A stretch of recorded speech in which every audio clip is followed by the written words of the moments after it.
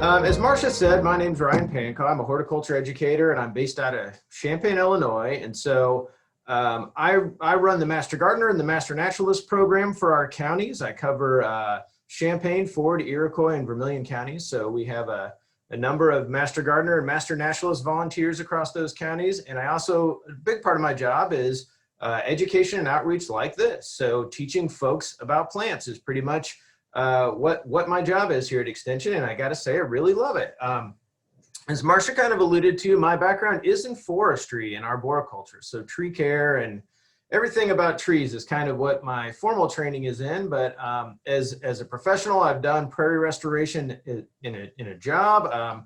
I've dealt with a lot of the plants that we're going to talk about tonight on a much larger scale, so it's been really interesting to come to Extension and look at the smaller scale of how a lot of these prairie plants and natives are managed. So that's what our Pollinator Pockets program does.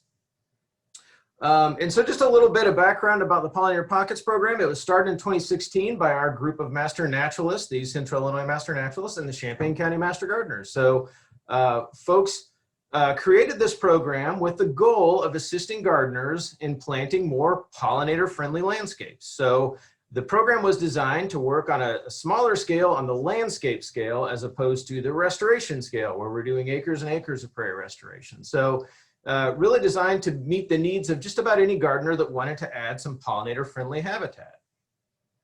So let's start by just kind of talking about what are pollinators. What do they do? Well, pollinators are the insects that fly, insects and other animals that do this process of pollination, and that's where pollen is spread between flowers. Sometimes on the same flower, it's spread from the male parts to the female parts. And other times, in the case of cross-pollination, it's spread to a different flower on a different plant. So pollinators are very important in that process. So who are the pollinators that we're talking about? Well, all these different groups of insects are pollinators. So bees, I think we think of most commonly as pollinators. I think of moths and butterflies as the next, when a pollinator pops into my head, that's the next thing I think of. But beetles and bugs and birds and wasps and flies, they're also pollinators.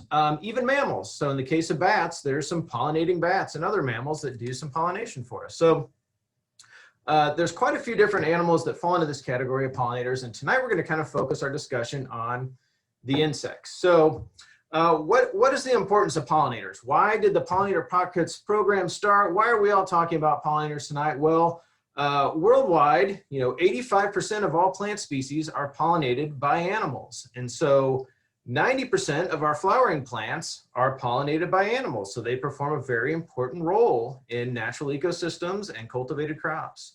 About 35% of our global food production is dependent on pollinating animals. So in the US, we like to say that animal pollination is responsible for about 1 out of every 3 bites that we take when we eat. So that's pretty significant impact to our diets, to our lives, to native plant communities, to a lot of ways that pollinators can impact us.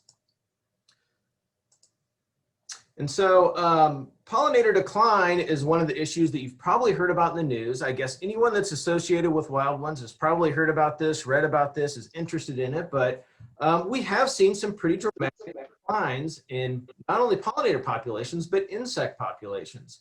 And I'm citing a study down here from 2019 that talked about the fact that they looked at insects across 126 different counties or countries around the globe, and they found that about 40% of all those insect species are in decline. And what I thought was really interesting about this particular study is it looked at what are some of the main drivers of that decline. So the number one, and this is kind of an order of importance that were listed in the study, the number one thing that was driving that decline of insects was habitat conversion to either urban areas that we use or agricultural areas that we humans use, something for human uses. Next was pollination by either synthetic fertilizers or pesticides, are what we hear cited a lot in this case. Finally, biological factors, either from pathogens that were introduced or different species that have introduced and outcompeted some of our native insects have been an issue. And finally, the last of all these drivers is climate change, but I expect that in the near future, we're going to see that move up in the list as it starts to become more of an issue for natural systems. So here's another study from 2016 that looked at a time period from 2008 to 2013, and they compared just native bees in the US. So that's all this study really looked at. So they tried to compare across all the states in the US, how are native bee populations impacted or declining, or what's going on with those. And so what they found is that 23% of all the land in the US was impacted by native bee populations were impacted, were declining. But 11 states accounted for 60% of that area experiencing declines. And if you look, Illinois is right in the middle of that list. We're listed as one of those states that experienced these declines. So another thing that was interesting out of this study is that in a lot of areas that have crops that are highly dependent on pollinators, they were more prone to these declines. And that's what they found across the US. So in the areas where we really need pollinators to produce our crops, we're seeing these more declines than areas that we don't. So that's really important for our agriculture and for food production in our country. These are just some other kind of stats about pollinators and their decline. Insects comprise about 2/3 of all terrestrial species on Earth. And that to me is a mind-blowing statistic. That is a huge chunk of the land animals on Earth are made up of insects alone. So we've also noticed that over time, insect declines are much greater than those with plants or birds in Europe and North America. So despite all the impacts in the environment, insects are kind of feeling this a lot harder than plants or birds that we can measure. We know that intensification of agriculture over the past 6 decades is the root cause for some of these global insect declines. And finally, this last citation was looking at actually what is the major driver of these insect declines over the last few decades of intensive agriculture. And what we found is widespread use of pesticide is really one of the biggest drivers, because after all, pesticides are made to actually eliminate insects. Accidentally advanced the slide there. So as we let's look at some lists right now of insect pollinated crops. So from the agricultural arena, I kind of listed some at the top there: alfalfa, cotton, sunflower, flax, and rapeseed are some seed producing crops. And then there's a couple of different cover crops I listed there. But if you notice, corn and beans really aren't on that list. And that's what, Illinois has a ton of corn and bean production out there. That's what a bunch of the land, our countryside is. And so we don't necessarily need insects for corn and bean production. But if you look at the middle statistic there, we've got a ton of different fruits that we eat and vegetables that are all reliant on insect pollination. And our final statistic or bullet point there are some of the indirect benefits we get from pollination. And some of those are production of dairy products, because our cows that produce those dairy products eat alfalfa hay. So alfalfa is reliant on pollinators for pollination. So in other cases, we can get higher yields with pollinators when they're introduced. So soybeans is one area where we can get a higher yield if pollinating insects are out there, where soybeans are self-pollinating on their own, but insect pollination can help get a bigger crop. And in some cases, we need the seeds of carrots, celery, and onion as an indirect benefit of this insect pollination to plant the next round of carrots, celery, and onion, where we're not necessarily eating the thing that the insects pollinated, but we need those seeds to perpetuate those crops. So pretty important in the grand scheme of things. So let's look at this relationship between pollinators and plants. And it's been a long relationship that goes back into the geologic time frame. So if we look at Earth, about 4.5 billion years old, it wasn't until about 800 million years ago or so that land plants started to enter the fossil record. We had plants in the ocean, we had a lot of life in our oceans before that, but about 800 million years ago, land plants appeared. About 480 million years ago, terrestrial insects entered that fossil record. So that's when insects came on the scene. But at that point in time, 480 million years ago, we didn't have flowering plants. And the picture that we would see looked a lot like this depiction of Devonian plant life here by a painter from around the turn of the century. And so none of those plants were flowering plants. Those all reproduced other ways than flowering. So around 150 million years ago, though, flowering plants emerged. And so as those plants emerged and had flowers that produced pollen that insects became interested in, insects became involved in this process of plant pollination, and that actually gave all those insect pollinated plants a distinct advantage over wind pollinated plants and plants that reproduce other ways besides flowering. So today we see that we have about 300 to 500,000 species of flowering plants on Earth, and about 9 out of every 10 of those are angiosperms. So and then today, we also see that insects are the most species-rich group of animals on Earth. So just like we talked about, there's a ton of insects out there. There's the greatest diversity of insects of any other animal group on Earth. So they make up this huge chunk of life on our planet. So let's look at plants' pollination strategies. So we talked about how insects became big players in this game, and really actually over the millions of years that plants and insects have interacted, insects have really drove plant development and plant evolution. So wind pollinated plants, if that's a plant strategy for pollination, typically produce much more pollen than nectar. They need the wind to carry lots of pollen away, so they produce a ton of pollen. They usually have smaller and less showy flowers, however, because they don't have to be flashy and attract insects. So an example of that is a lot of our native trees. Our oaks and maples are all wind pollinated trees. And so any of us that have any of those allergies in the springtime, you can blame a lot of these wind pollinated trees on that. So they produce tons and tons of pollen, whereas an insect pollinated plant typically doesn't produce as much pollen and definitely produces more nectar. So they offer this sweet reward of nectar for insects to come interact with that flower. The pollen gets on the insect and then pollen's carried to the next plant. They usually have larger and more showy flowers. And some good examples of that, again, I'm a forester, I'm a tree guy, so I'm usually gonna use a tree example. Tulip, poplar, catalpa, and redbud are good examples of insect pollinated trees that are native to Illinois. So you can see that really pretty catalpa flower right there. If you've never noticed catalpa flowering in June, it's super showy and beautiful display. It's hard to miss that whole canopy of flowers. So different strategy than red maple though. Catalpa is relying on insects to move that pollen around. So this really illustrates the point of if you think about wind and how it would blow and distribute pollen, that's a lot less efficient than an insect that can fly any direction around, can go any direction they want to, and can fly to that same species, is probably attracted to that same species because it's visited the species to start with. It's going to spread that pollen around and spread out genetic material. So that gave these insect pollinated plants a huge advantage in the evolutionary timescale.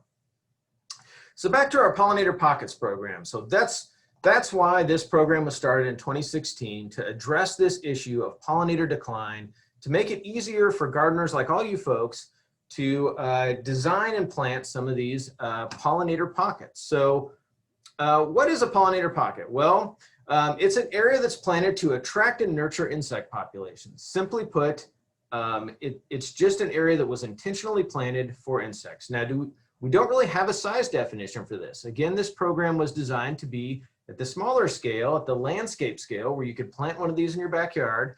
But we also see folks that have planted much larger, so sometimes several acre pollinator pockets. Now, if you get much bigger than a few acres, you're probably getting into the point of a restoration size planting, which is just kind of a different ball game than this, where you can see in this little planting design, this is part of the Pollinator Pockets program. It's just a 4x6 oval. So most all of us have a little space by a sidewalk in our front yard, in our backyard, where we can plant this little 4x6 arrangement of plants. And you see there, this is really designed to be, you're plunking in individual plants out of pots, whereas a large scale prairie restoration, we're probably planting directly from seed or something. So this is a little more manicured, a little more cultivated of a garden, if you want to look at it that way. So again, we've talked about, about any areas of size, we really kind of count as a pollinator pocket in our program.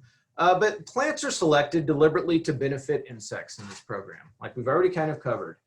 So, flowers for nectar and pollen, but also native plants. We'll talk about this a little bit later in some design considerations, but also native plants can support other life stages of insects. So it's not just that those adults that are feeding and foraging for pollen and nectar, it's some of the earlier stages. And also we are managing these areas with insects in mind. So I'll kind of finish our presentation tonight with some management considerations related to pollinator pockets so we can protect these insects and provide just this wonderful home for them. So if you're interested in starting a pollinator pocket, what's the process? Well, you would start by planting your pollinator pocket. And so I'm going to we'll look at our website in a few more slides here, but we have designs you can use. You can use your own design. Maybe you already have a space planted that would meet the requirements for a pollinator pocket. So it could be already in existence planting that you would certify as a pollinator pocket. So to begin, so once you have your plants established, either from a garden that was already planted or a new one that you've established, we ask you to fill out an application. We have an online form on our website that you can fill in, or you can download and print out a paper copy and send that in. Either way is fine, but we're going to ask you to name your pollinator pocket. I think that's what folks have a lot of fun with. I'm always interested to see all the neat and fun and interesting names that come in, but we're going to ask for a plant list. We'll have a list of management practices that you check off which ones you're going to do. And again, we'll kind of talk about some of those at the end. We ask for the location of your pollinator pocket, and we have a map I'll show on the next slide, which is optional. You can either be added to the map or you cannot be. And we ask it to share pics. If you have some pictures of your pollinator pocket, please share them. We love to see those and see that feedback. But once we get all that information from you, accepted applications are added to our registry and to our map for free. And so you get added to the list of all the other pollinator pockets that are out there. And at the right here, you can see a picture of our pollinator pockets sign. So this sign is, they cost $10, and I think we have to charge about $5 to ship them.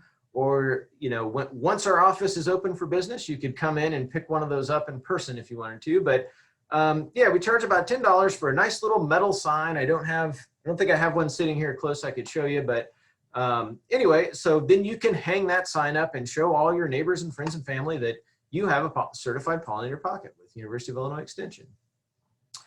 So here's our map, and some folks don't want to be on the map, and that's totally fine too. You just have to specify when you turn in your application. But you can see we've got a lot of our pollinator pockets are concentrated around the Champaign-Urbana, Bloomington area in the central part of the state.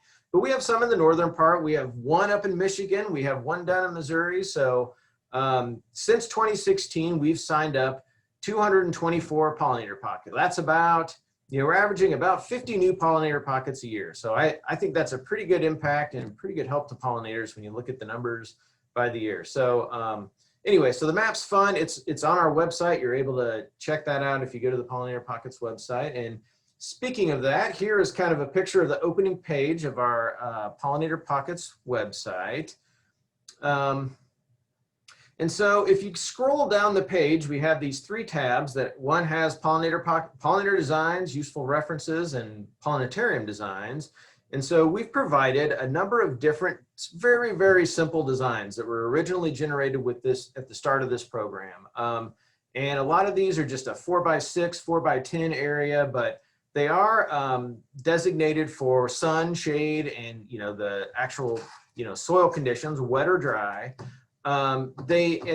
As we started this program, one of the goals was to present folks lists of plants that were easy to find, that are commonly in cultivation. So that's one of the goals of the different plant lists we have. So on our plant list, we clearly specify whether it's native or it's a mix of native and non-native, and we say well-behaved non-native. So not invasive species, none of these bad guys that are going to escape, but we do, in some of our pollinator pocket designs, have non-native plants. So they're pretty clearly labeled on our website as to whether it's native or non-native. And so anyway, so we have both, completely native and some mixture in our design. So let's talk about what are some of the design considerations for a pollinator pocket. Well, one of the things we like folks to think about is all these different layers that you can provide, from a ground cover to some small shrubs or understory trees to, full shade, full canopy shade trees. So all of those layers provide some difference in habitat elements for wildlife, for insects.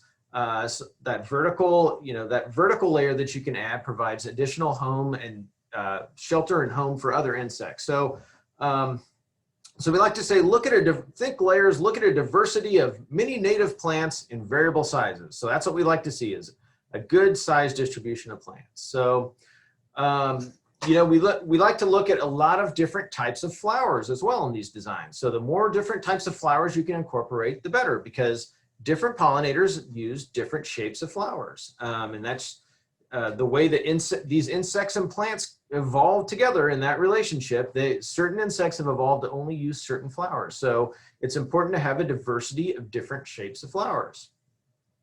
We also like to provide blooms throughout the season, and that was kind of mentioned earlier with the Pollinator Pathways program that Wildlands has. It's best if we can have something from the early spring when things start to flower all the way through to the end of fall when everything goes dormant. If we can have some plant flowering in your pollinator pocket at all times, that is helpful for these insects. It provides them food, it draws them in. You get the enjoyment of seeing them on your flowering plants for the whole season. Another thing that we ask folks to consider is host plants for caterpillars. So these are the larval stages of, you know, moths and butterflies or caterpillars, and many of them have pretty specific relationships with plants. And so I have a picture of the zebra swallowtail caterpillar and the butterfly down there.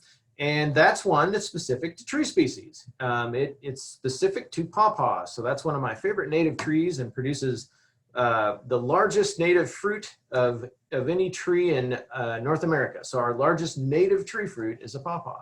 And so the zebra swallowtail caterpillar feeds exclusively on pawpaws. And there's a number of other species of caterpillars that have these unique relationships amongst our native insects. So it's important to think about what are some of these plants we can provide that support the larval stages too.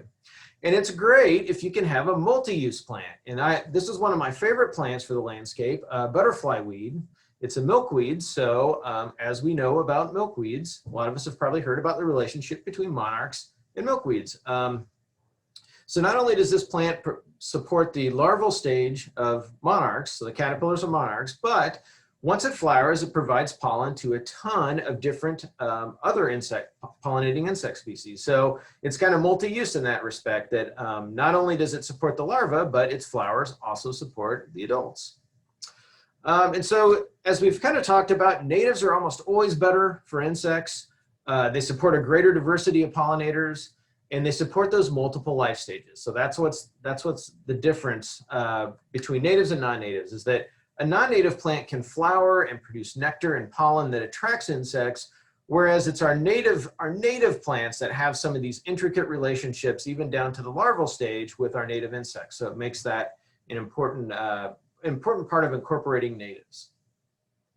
And do beware of nativars. I think we've probably all heard this term, nativar, but what it is actually a cultivar of a native species. So cultivar is short for cultivated variety. So we've taken one species of plant and we have actually bred it to get specific traits out of that genome. So the example I give here is another woody plant, Hydrangea arborescens. So at the right, you can see native Hydrangea arborescens. It's an understory shade plant.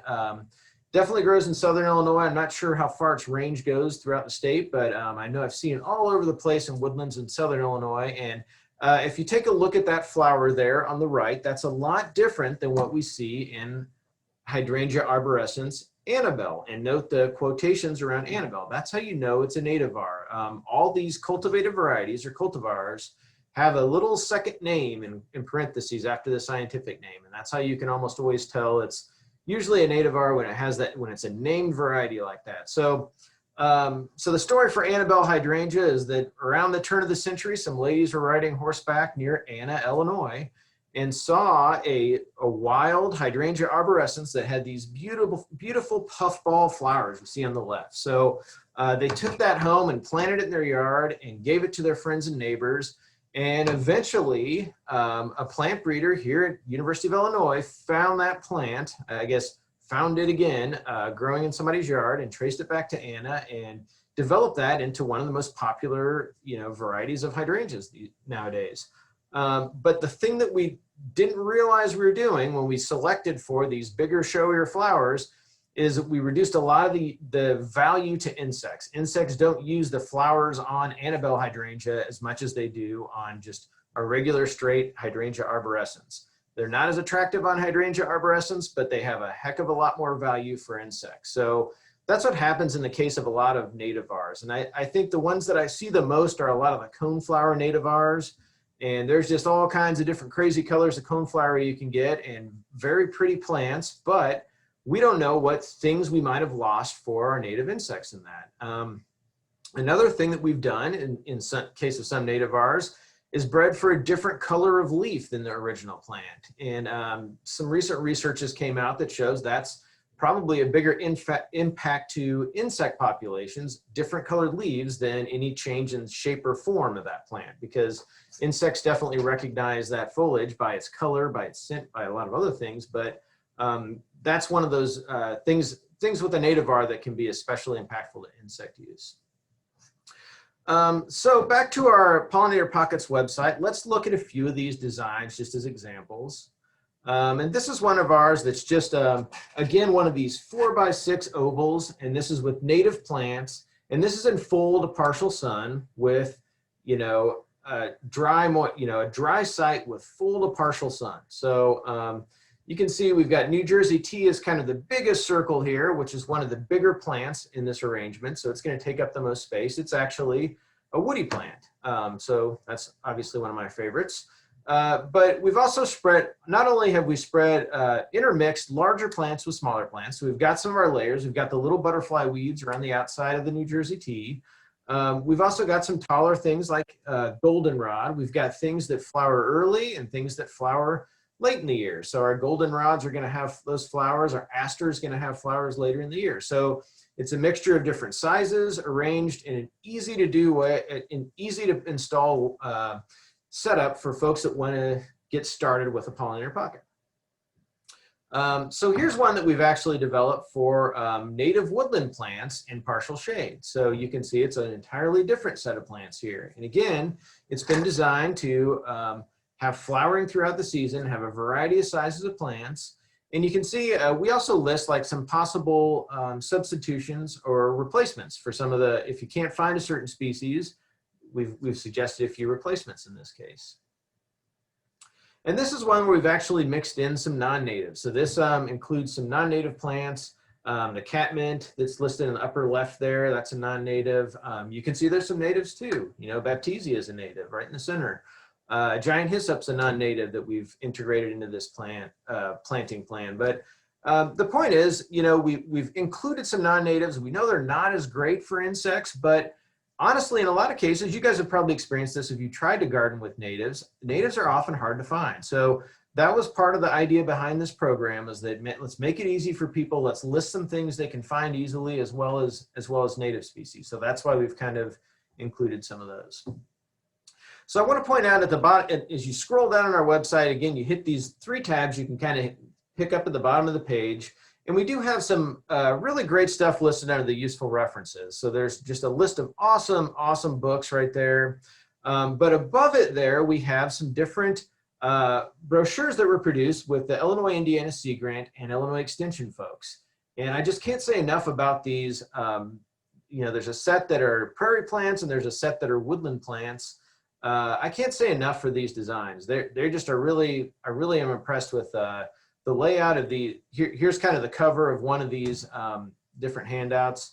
And you can see they have like this nice little chart on the inside that shows, I love the photography in this, where it shows columbine, from the spring all the way through to the fall, and then what it looks like with its fall color. So it's really easy for me to look at this chart and say, okay, columbine, I'm going to get a late spring flower display, whereas purple coneflower, it's going to be in the middle of the season, and then down at black-eyed Susan, I'm going to have a lot more towards the end of the season. So it helps you to kind of make this arrangement.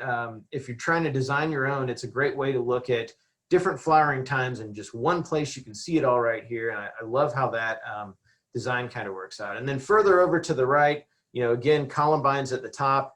There's all these details for the spacing, the sunlight, height, moisture requirements, and then the attraction column there shows it attracts, in the case of columbine, bees and hummingbirds. And I can tell you, I see a lot of hummingbirds on my columbine, so that's definitely very true.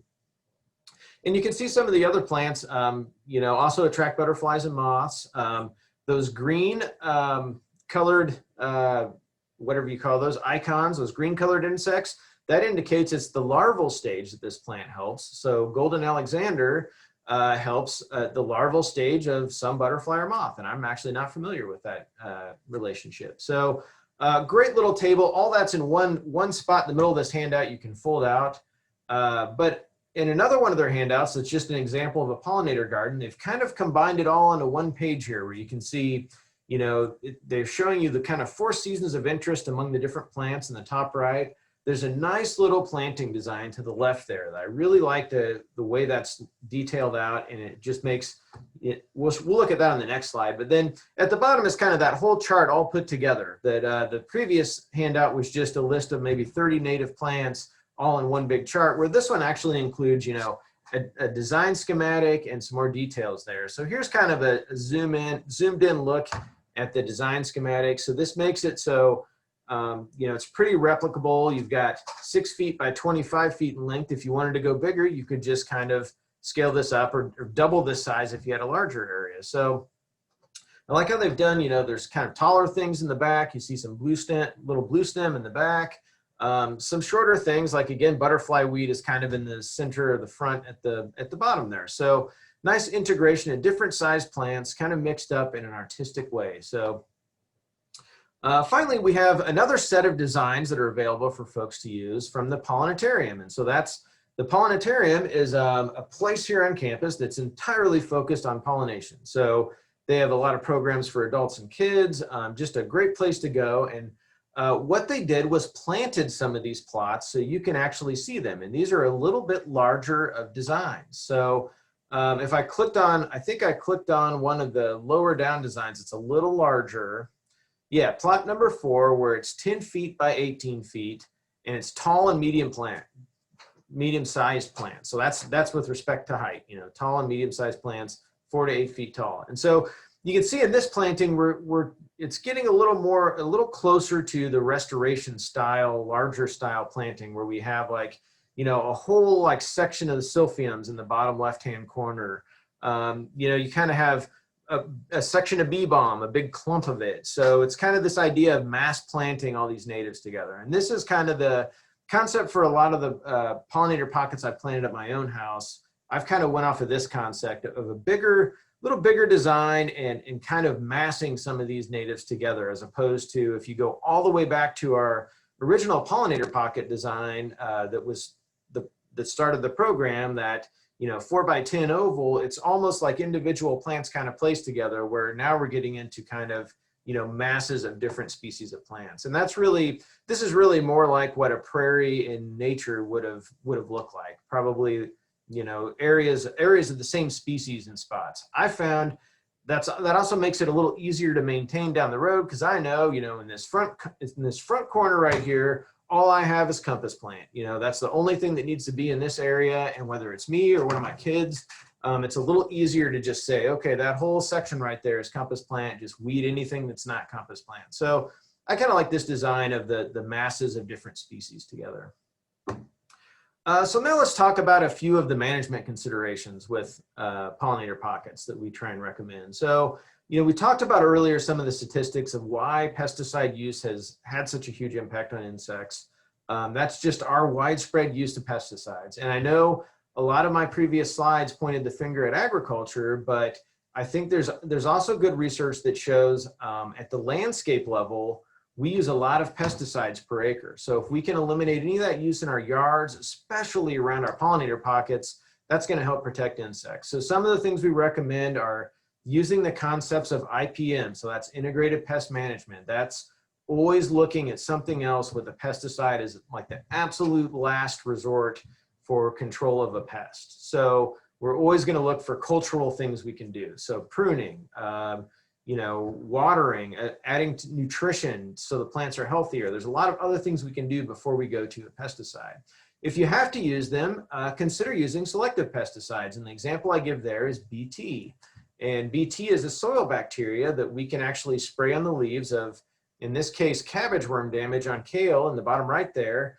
And the only thing that BT is going to impact are caterpillars that consume it. They have to actually eat the that soil bacteria, and it disintegrates their innards. So it only kills caterpillars. So that's why it's selective. It only is going to kill these bad caterpillars. It's not going to kill any of the other pollinating insects or other insects that we like or want to have around. Another picture I put up here is leafcutter bee damage on hosta. So some folks might really get upset about their hosta leaves being chewed up like that. I think that's a time and a place where maybe the damage isn't so bad. Maybe we can accept that for a season. It's actually pretty interesting what these bees do. They aren't necessarily eating that, consuming it. They're actually using that to construct the cells in their hive for their young. So just if you start to understand how some of these insects work, it sometimes can be interesting enough that, it's not that big of a deal. You know, aphids on milkweed, if you guys have grown common milkweed in your garden, I think you've seen just the top of the plant covered with these. Doesn't look the best, but I mean, hey, I've just always lived with that. If you really, really don't like the aphids, the cultural practice then is to go just rub them off. You can just pick them off with your fingers. My kids love to do that. So it's possible to control those aphids and not have to use a pesticide. And I guess one of the other examples I gave of, you know, maybe the damage isn't so bad is on powdery mildew on a lot of plants. A lot of plants get it. Not really detrimental to their health unless it's a bad year or several bad years in a row. So that's one of those things that, you know, powdery mildew on my lilacs, on English oaks, a plant that gets it a lot. I usually just kind of live with that and don't really choose to treat it. So another aspect of pollinator pockets is providing water. So all these insects need water from some source or another. Honeybees use just about any puddle or pool that they can find in the landscape for water, and you'll see them visiting those. I see them at my bird feeder or my bird bath. You know, for butterflies, any of those moistened areas you can provide. So shallow bird baths filled with soil. If you've ever seen a butterfly bath, you just kind of keep that soil moist, and it attracts butterflies and provides water for them. Leaving stems during the winter is another management practice that we recommend, and that's because a lot of insects use these plant stems for shelter over the winter time. In the case of Illinois bundleflower, pictured in the middle there, those seeds are actually food for birds. So there's other animals that can benefit from leaving these stems in the landscape. So it's trying to break that habit of all of us, you know, over many years in the past, we've all been trained to think we need these absolutely clean gardenscapes in the wintertime. Well, the Pollinator Pockets program is asking us to kind of rethink that and look at the value these have to insects before we pull all this stuff out in the wintertime. And so leaving flowers and lawns, if you have a lawn area around your pollinator pocket, if you can leave some of those dandelions, clovers, violets, that's going to benefit pollinators as well. And some of those plants are really important because they're those very early season flowering plants. So if you look at, I would say in some areas of pollinator pocket I've planted, I can see dandelions in bloom before some of those plants that I've planted are. So it can be a really important early season pollen and nectar source for insects. And finally, providing some nesting sites for insects is another great addition to your pollinator pocket. So there's bee boxes like you see at the left, but in all honesty, a lot of our native bees are ground burrowing, ground nesting bees. So they need open areas like this landscaping you see at the right has a lot of open soil. At the left there, that's actually a picture from a volleyball court at a local forest preserve that was just, I couldn't get a great picture of all these bees, but all those little holes you see are holes going down into their nest or colony. And you could just hear that area buzzing with the life from all these bees. So really, we need to, one of the things that is a problem for these ground nesting bees is areas that we heavily mulch. And I'm as guilty as anybody else of really, really mulching areas to control weeds. But it's also important to leave some bare ground around plants so these ground nesting bees have a place to nest at. And so with that, we're going to go to some questions if we have a little bit of time, but if we're a little short on time, here's all my contact information. Email me, give me a call. Happy to answer any questions you all might have about the Pollinator Pocket program. Here again is the Pollinator Pockets website. And then finally at the bottom, I write a weekly blog called The Garden Scoop. You'll find a lot of tree topics in there, but also a lot of topics about native plants, or probably my third love in the world of horticulture is vegetable gardening. So I do write about that a lot, but check it out if you're interested. I post there once a week. And thank you guys so much for coming and listening to the presentation tonight. Thank you, Ryan. And we definitely have time for questions because we have such a large group. Please post your question in chat and not via your microphone. If you do not see chat, if you mouse over the window, at the bottom of the window should be the chat button, or there might be a more button. You can click more and turn on chat and add your chat there. Make sure you can chat to everyone if you would like to. And while we're waiting for questions, we did have someone send us a question prior to the meeting. And this is from Aja. Aja asks that, indicates that I've tried to grow poke milkweed, swamp milkweed, and common milkweed. All have died. I am now letting the honeyvine milkweed grow. It is abundant in my neighborhood in Indianapolis, and it volunteers in my garden. However, since it is considered a weed, there is almost no information about the role it plays for monarch butterflies. Is it a host plant? Do monarchs need it, and for what? Aja continues to say, I have many plants specifically for monarchs, but sometimes I do see a monarch butterfly on the lattice. However, I have only seen one caterpillar, and that was last summer on the swamp milkweed that has since perished. I spent time and money on the monarch, the butterfly garden I planted in spring 2019. Has a bunch of different plants. I'm not going to list all of those. Does and again asking, does honeyvine milkweed cover the need that the other milkweed supply? Can you advise me on anything else I should add? Well, to answer the question about honeyvine, I believe it is in the Asclepias genus. And so that genus of plants are what monarchs rely on, that genus of milkweeds. So I think it would provide some value from that standpoint, but it's also a non-native invasive plant. And I think from that standpoint, I probably wouldn't want it around or its seed able to spread. So I think my recommendation would be, I think I'd recommend you try some additional other species of milkweeds. Butterfly weed is one that I talked about quite a bit tonight. It doesn't get real tall. It's a smaller plant, but man, I think just about any of those I've planted have made it. I haven't had a whole lot of problem with those. Now, swamp milkweed, I've had some success and some failure with swamp milkweed. So I don't know.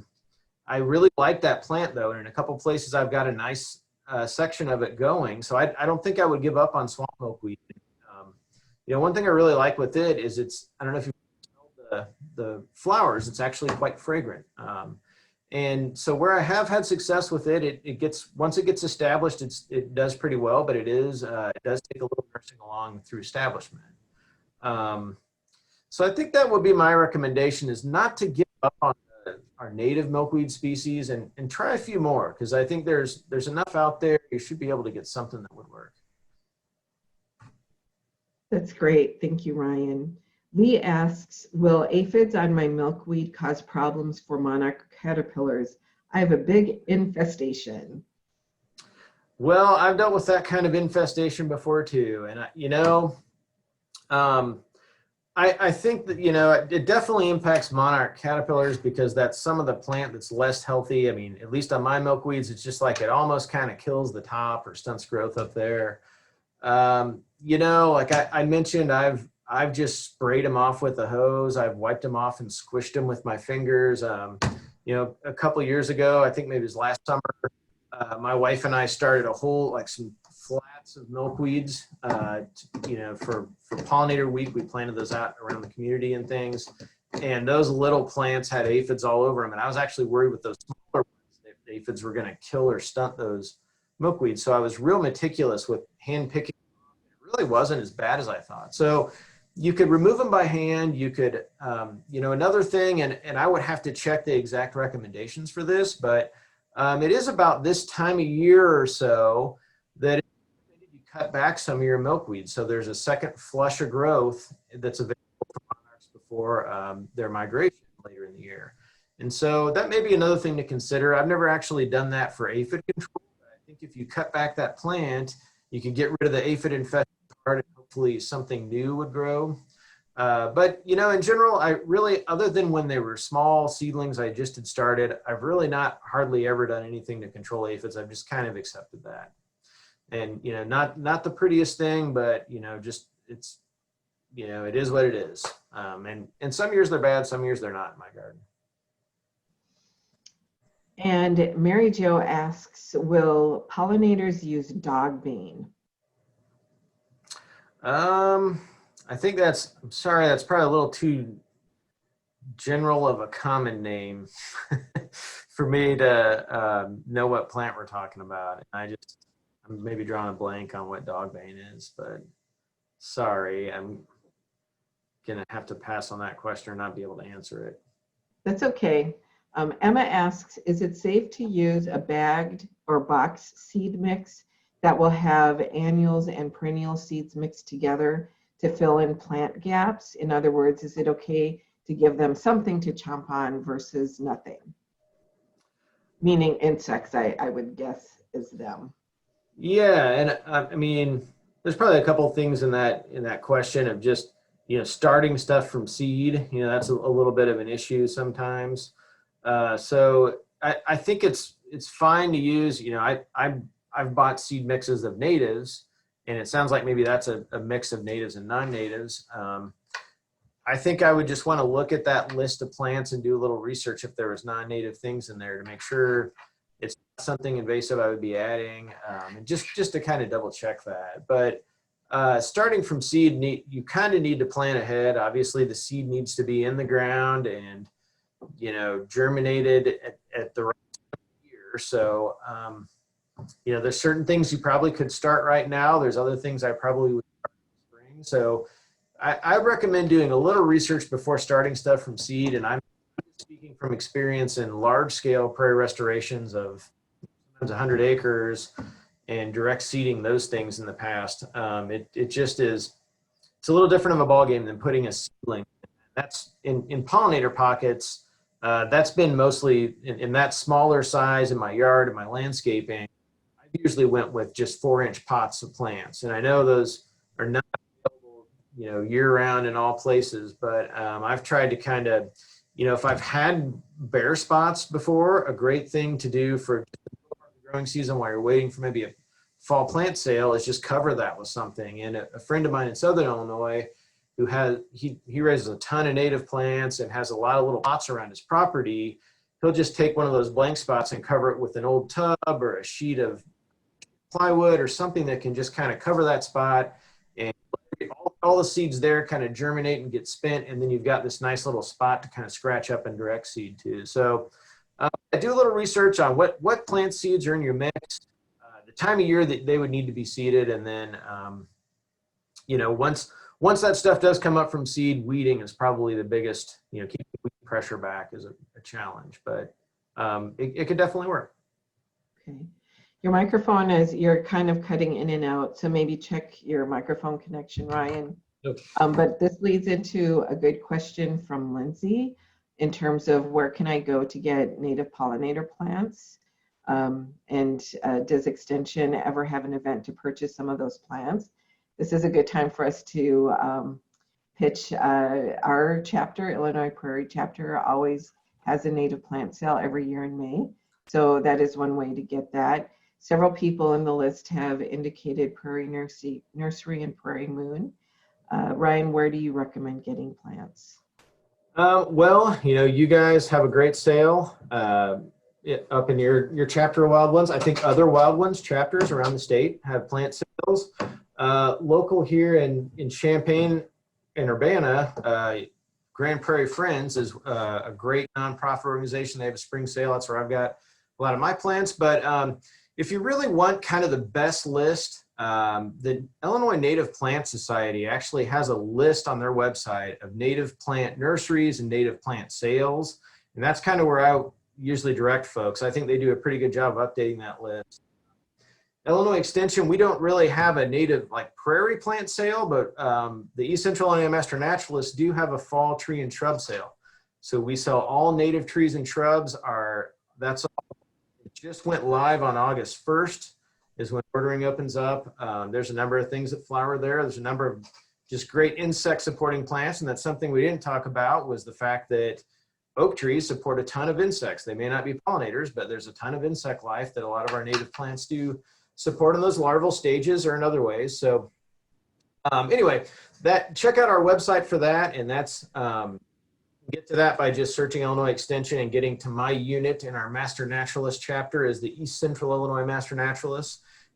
So ordering is open now on that native tree and shrub sale. It closes around the end of September and pickup is in October. And that's a great time for planting all kinds of stuff in October. So anyway.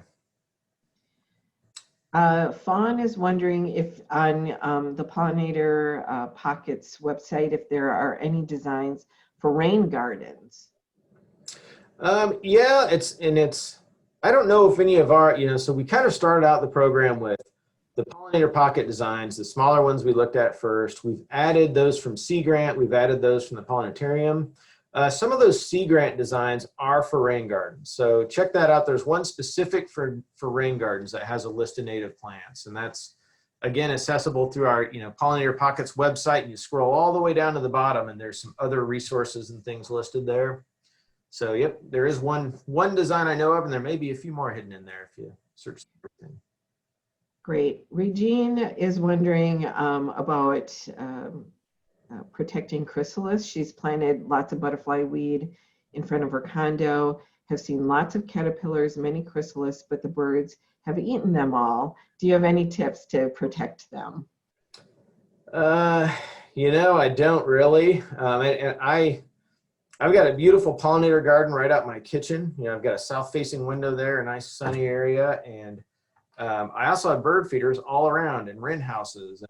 And so it's this little utopia of birds and insects and flowers, but same problem at my house, that it seems like a lot of monarch caterpillars show up and a few days later they're gone. Something's ate them so, I think for me personally, one of the things I could do is get my bird feeders out of there. So I'm not, drawing every bird in the neighborhood to my pollinator garden. But, short of that, like you can't really, you don't want to exclude, exclosures is what I've used a lot of times in these cases to keep a bird or an insect off a plant. And that's row cover or a little bit of netting of some kind. And I don't think you'd want to do that because you would still want those blooms open for pollination. So it's just a problem. I don't know. I don't really have a great solution for it. I haven't figured out one at my place either.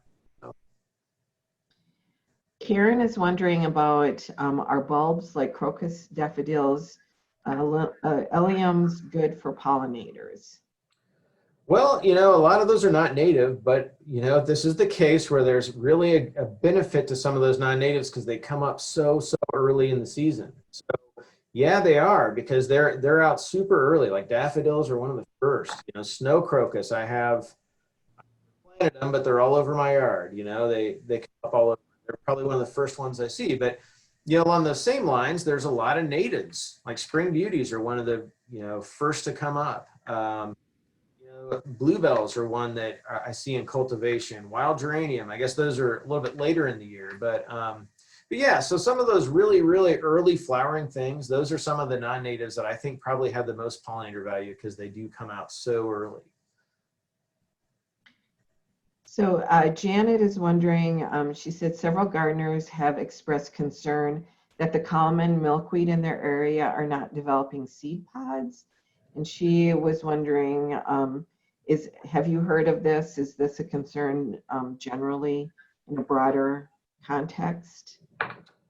I haven't heard of that. I think probably a bigger issue, I think mowing is the biggest enemy of common milkweed in central Illinois. And it's just an awareness thing, and I was surprised, I live in a rural area where, we have the county deals with mowing through their process. And, just my wife was running one time and saw the mower coming down the road, and there was a patch of milkweed that had been harvesting some out of for monarch caterpillars we were raising. And she just mentioned it to the gentleman that was mowing, and he was more than happy to go around it. It's like, oh, that's one less thing I have to mow. And so I haven't heard of just, milkweeds not producing flowers, but I have been surprised when I've talked to folks or even neighbors in the country about just, hey, don't mow that milkweed right there. And, it just turns a light on for some folks that it clicks and they don't mow it. So the only reason why I'm mentioning that is if you have a question about that or mention it to your neighbors, I guess is the point of the story. Mention it to your neighbors, talk to folks, and sometimes it's just a matter of being that advocate in your neighborhood and more milkweed will be around. But so, yeah, sorry, I haven't heard of anything other than mowing really kind of limiting their flowering ability. Okay, let's see what else we have here. Fawn was wondering, does the Illinois Native Plant Society sell natives in a spring sale? Do you know? I don't know. And, they're kind of divided up into chapters around the state. And, each chapter kind of does different things. I'm probably familiar with the chapter here in Central Illinois. And then for 13 years after grad school, I lived down in Southern Illinois, the Southern chapter. And of those two, I don't think either one has a plant sale. But I would guess if any of their chapters have a plant sale, I would almost guarantee it's on the plant sales on their website. So I think that's probably the best place to go to get that information. Okay. Let's see what other questions we have. We have a lot of really great comments here. Big Blue Stem is taking over my front yard, Pollinator Pocket. Any suggestions? That's from Marcia. Oh yeah, I mean, that was one of the problems I had in my work doing large scale prairie restoration is when, this is probably a different way than Marcia came about overtaking big blue stem, but when you plant just a mixture, and that's what a lot of the restoration plants call for, just a big mixture of forbs and grasses. I can almost guarantee the grasses are going to outcompete the forbs, and you'll wind up with 3 years later mostly grass. And so there's not an easy solution to knocking that grass back. Digging and dividing can gain you some ground. So if you can dig it out of there and just stop that spread right at the edge, that's what I've done with a lot of native plants that kind of want to spread, is watch that perimeter and regularly dug it and gave it away to a neighbor or planted a new section if I had room. So no, I don't have a great solution other than like mechanical removal of that grass, or trying to plant something that is just as tough next to it, like a bee balm or something that would, compete right back. I've done that, planted some aggressive plants right next to it on the edge to kind of hold it at bay. But yeah, that's a problem. Good question though, Marcia. Okay, that looks like that is the end of our questions. I have added to chat the Pollinator Pockets website again. We have one more question from Karen. We put in a pollinator garden at a local children's museum and it's thriving and full of pollinators. Yay. The only grass we've planted was sedge. Should we have added more grasses? Well, grass, like we kind of talked about the need to leave stems over the winter time, leave those as for overwintering and other things. So grasses provide that for insects, some structure to overwinter in or under the clumps. So there's a value to grasses. I do always kind of worry, just like Marcia, that some of the grasses take over. I know switchgrass has been a really bad one for taking over spots. And, there's, on the same note, I say it's really bad, but there's a time and a place for that where you really want a plant to aggressively fill in an area. So switchgrass is great for that. So some of my favorites are prairie dropseed and little blue stem, and kind of mixing those in. I think those are great grasses to be, add a little bit of diversity, but you're adding plant diversity, you're adding, to the diversity of insects you attract. So yes, there is a value for grasses. Despite the fact that they may want to take over or don't have like the super pretty flowers, there's a value for grass. Okay. So that looks like it was our last question. So again, Ryan, we want to thank you so much for this very, very informative presentation. Thank you so much. Well, thanks for having me. It was a lot of fun. And we will make sure everyone gets a link of the recorded presentation once it is available. Thank you, everyone. Bye. Thanks. Bye.